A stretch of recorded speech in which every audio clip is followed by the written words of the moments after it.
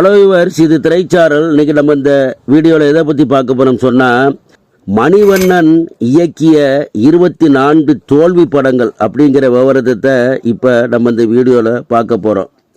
தமிழ் திரைப்படங்களை இயக்கியதில் பல வெற்றி படங்களை கொடுத்தவர் இயக்குனர் மணிவண்ணன். இப்பொழுது மணிவண்ணன் இயக்கி 100 நாள் ஓடாத தோல்வி படங்களை பார்ப்போம்.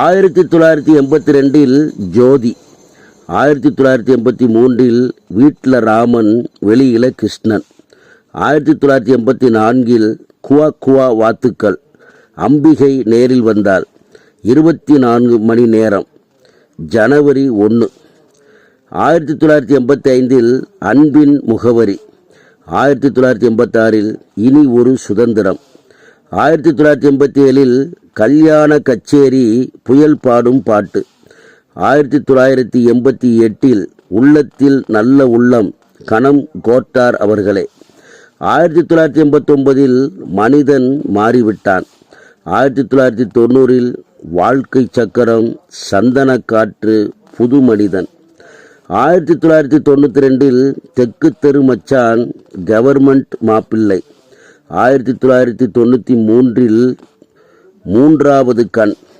1994 ராசா மகன் வீரப்பதக்கம், 1995 கங்கை கரை பாட்டு, 2001 ஆண்டான் அடிமை, 2013 நாகராஜ சோழன் எம்எல்ஏ. இந்த 24 படங்களும் மணிவண்ணன் இயக்கி 100 நாட்கள் ஓடாத தோல்வி படங்களாகும்.